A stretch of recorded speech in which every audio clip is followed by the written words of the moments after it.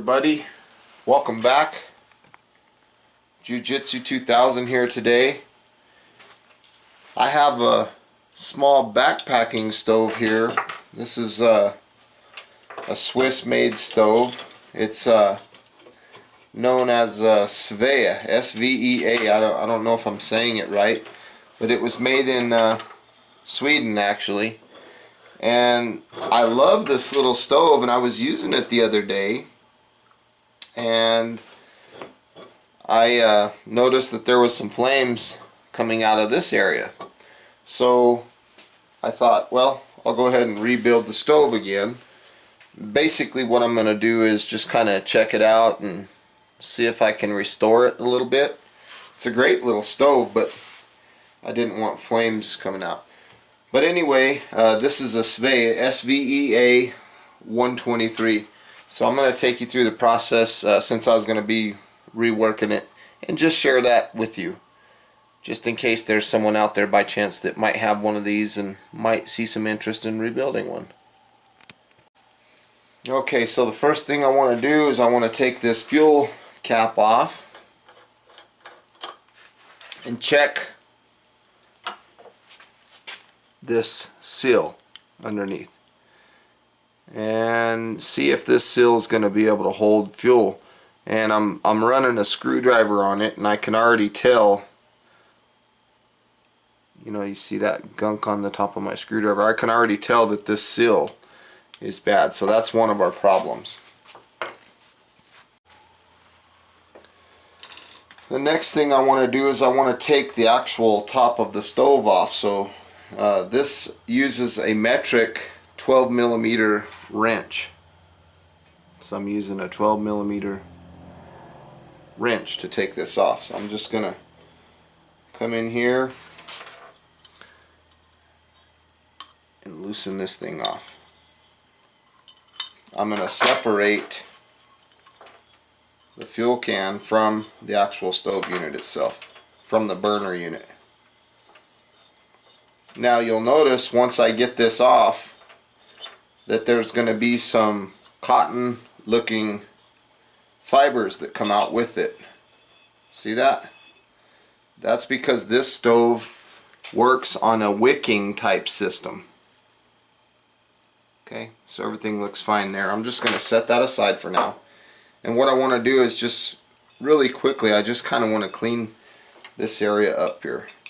Just basically I'm looking in here, checking the integrity of the fuel tank, and everything looks okay. Now what I'm going to do is I'm going to go take this and wash this in some soap and water, just regular dish soap and water in the sink, and then I'll be back after I do that. This part I'm going to just leave it alone. Now you can take this burner off if you'd like, however there's not really a need to do it. So you can take this burner off. This gets you access to the jet. You can also take the jet out if the jet might have been clogged, but I'm not too worried about all that. As far as the wick, I'm just going to leave the wick alone. If it gets a little wet during the cleanup process, that's okay. It's not going to hurt anything. In my hand I have a little bit of 4/0 steel wool, and I'm going to take a small amount with me into the kitchen sink, and I'm just going to polish up the stove a little bit. Nothing too crazy. Okay, I'm back from the sink. The only piece that I really spent any time cleaning with the steel wool was the tank. I spent about, I don't know, 15 minutes rubbing this thing down. And I didn't worry about cleaning all the other components because they're going to be around the flame and stuff. So this is the only component that I spent time cleaning in the dishwater. With the and all I used was that 4/0 steel wool and some dish soap, and that's all I used. The rest of this stuff I just used the dish water, hot water, and a little scrubby pad. You notice that on the valve here I've taken the wick out. I'm going to build a new wick, and I'll share that with you. This is the bowl that the fire goes in. So that's really the components. This piece is still dirty, the cap. Now what I'm going to do here is I'm going to take my screwdriver and I'm going to remove the old gasket material out of here, and I'm going to put a new gasket in, and then I'm going to clean it first, and then I'll put a new gasket in it. So I'm going to remove all this excess old sealant, I guess you could call it, this rubber gasket from inside, and I'm going to put a new one in, and I'll go wash it.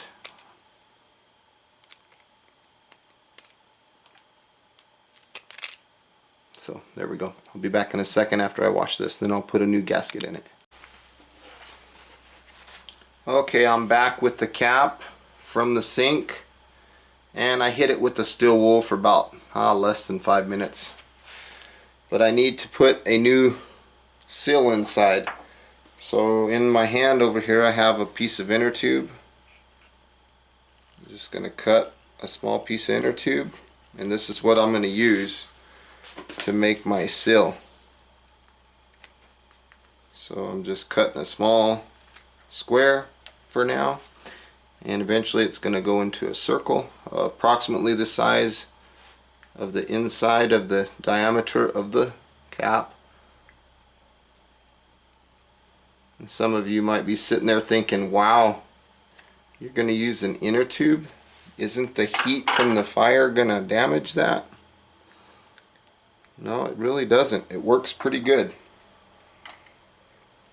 So in the middle of the circle here, I have to cut a small circle to fit around inside. So I'm going to make like a little V here. This part's a little bit tricky. Not too hard though.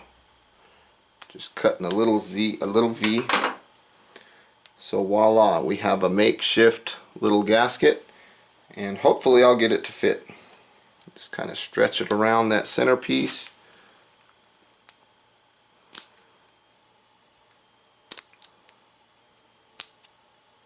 You can also use an O-ring. That works for a good gasket too.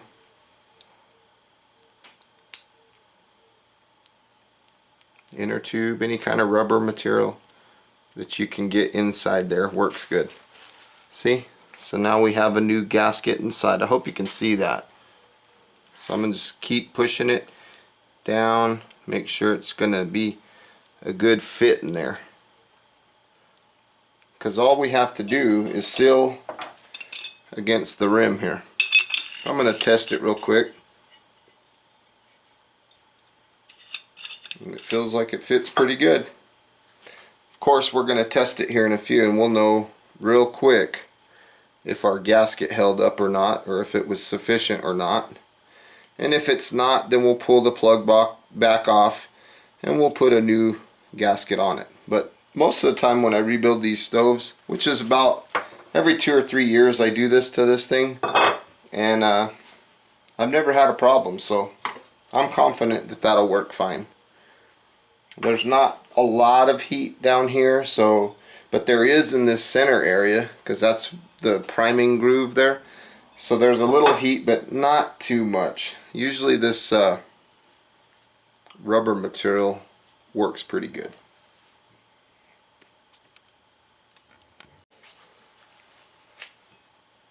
So I'm going to set that aside. Now I'm going to take this valve and I'm going to put a new wick in it. So what I like to use is a piece of wire that I have twisted,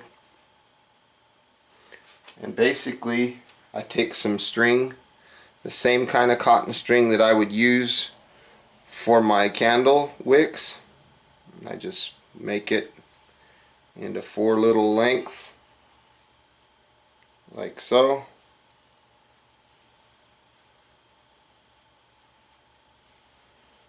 And then I put them through here. And sometimes it goes easy and sometimes it don't go so easy. In my case, it doesn't look like it's going to be very easy, so I'm going to just double it and go through.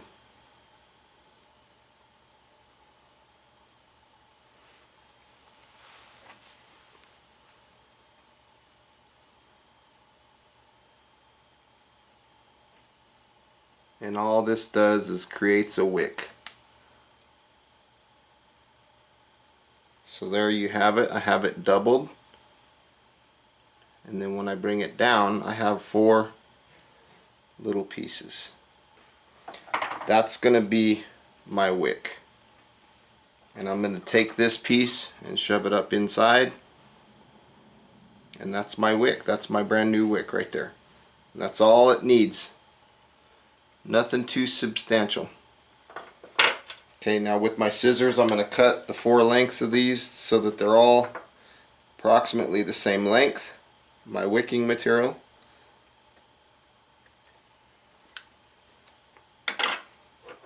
So that's what you have. Brand new wick.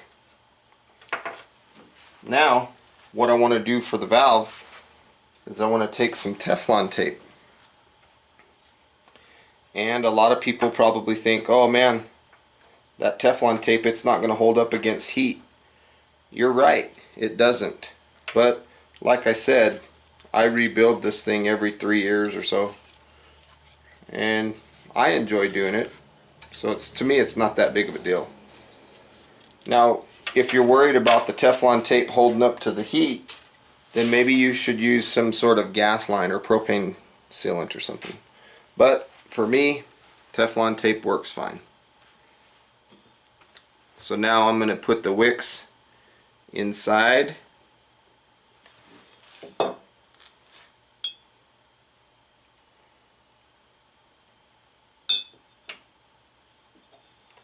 then I'm going to thread the valve back into the body of the tank.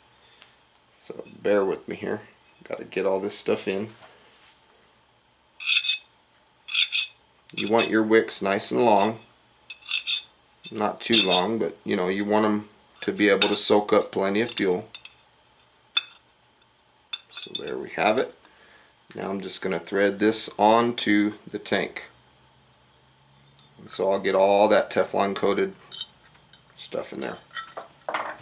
Now when it comes time to tighten this valve, you don't want it to be gorilla tight, but what you want to do is you want to take your top piece here, let me back the camera angle out a little bit, and you want to thread this through this key, and you want to put it in the final position where it's going to be locked, and that's about where you want it to stop. So you kind of need to have a reference point as to where you want the valve to be.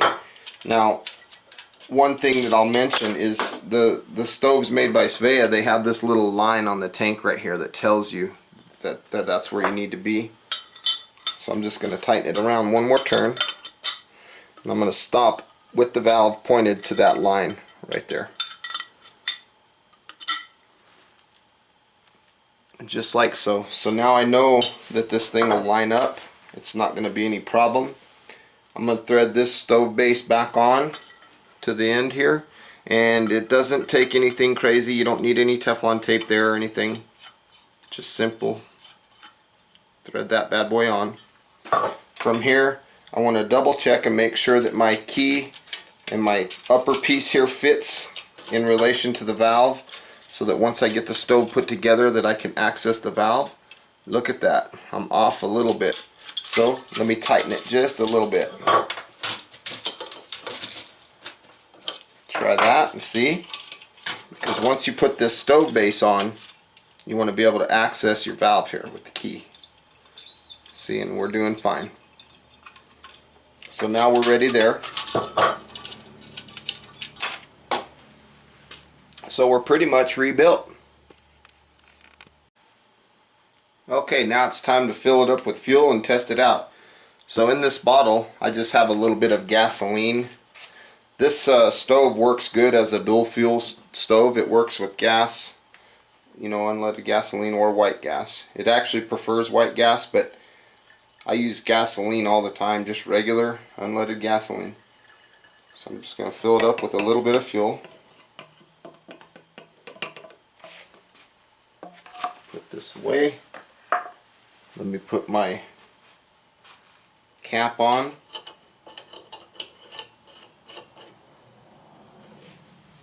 And from here I'm going to put some priming compound on it. Now I like to use Germ-X or any kind of hand sanitizer as my priming compound. So I'm just going to put a couple little squirts of that into this priming groove. And I'll set that aside. I'll come back and I'll light the stove. Okay, let's go ahead and light this stove. Now as I light it, I'm going to kill this upper head light here so you can see what's going on a little better. And what I want to do right now is I want to talk about how this stove operates. Now you can see that I've lit a flame right on top of the fuel tank. And what happens here is this heat from this flame burning will produce pressure inside of the tank, inside of the fuel tank here. The pressure will develop. Then as I open this valve, this pressure will come out through the jet. You can barely hear it hissing. And this is how the stove produces its flame, or how it pressurizes itself. You know, like some Coleman stoves or some of the other types of backpacking stoves, what you have to do is you have to pump the stove. Well, this one is unique to those because you don't have to pump to get this thing pressurized. That's one of the unique features about this stove that I like so much. Takes it a second to prime because you got to develop that pressure in the tank, and once you get it primed, it's a great little stove. But again, it just takes a little bit of time.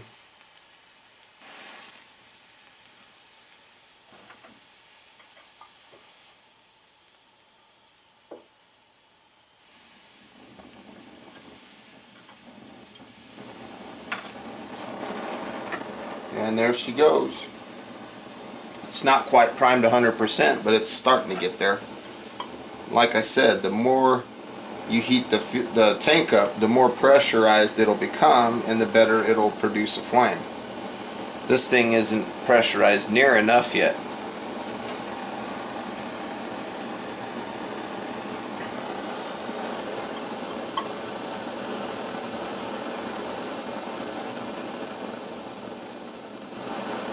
You know, one thing I really like about this stove compared to other backpacking stoves is the flame control. This one has very precise flame control.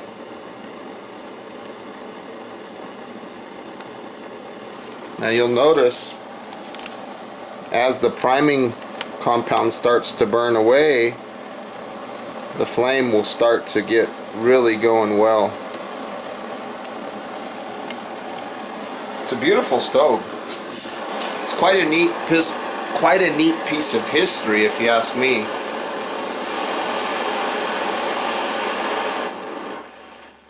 I mean, the flame control is beautiful.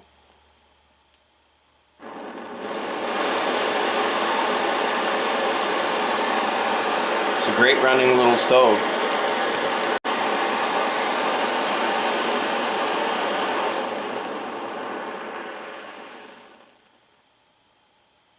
See how precise that flame control is? I mean, you can literally go from a birthday candle up to a low, flame. Get a little more, light simmer, all the way to a full roll of a flame. So anyway, let me turn this down.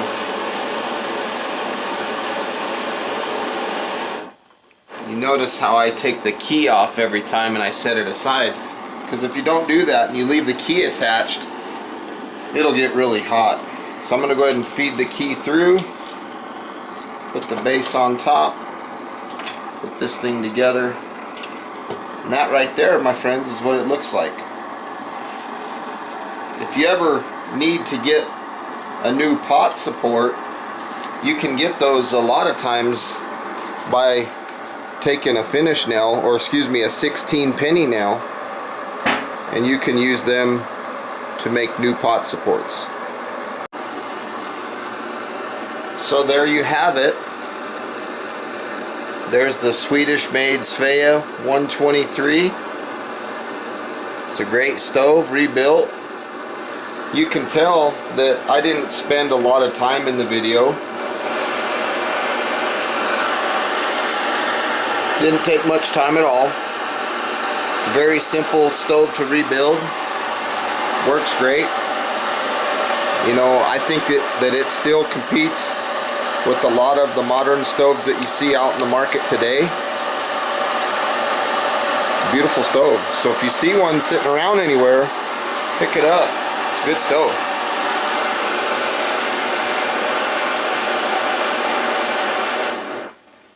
Look at that whole thing's red hot there. So anyway, I hope you enjoyed the video of my rebuild. Like I said, I just use simple materials. I use a little bit of, you know, inner tube material. I use O-rings, a little bit of steel wool, things like that. And the stove is very easy to rebuild. One thing I want to mention is the fuel cap has a little valve inside of it that reduces pressure to the tank if this tank becomes too pressurized. And sometimes that little fuel cap will leak and it'll have pressure coming out and gas will come out and you'll catch a flame around there. If that happens, they're very hard to find replacement caps for. In fact, I found them, there was one website, I did tons of research and I finally found it. I think the website was called A&H. They had fuel caps for this stove, but they were $22. So anyway, I hope you enjoyed the video. Hope you found some useful information here. And again, feel free to comment, feel free to subscribe, and thanks again for watching, everybody. Have a beautiful day, and go out and enjoy your Svea stoves. Later.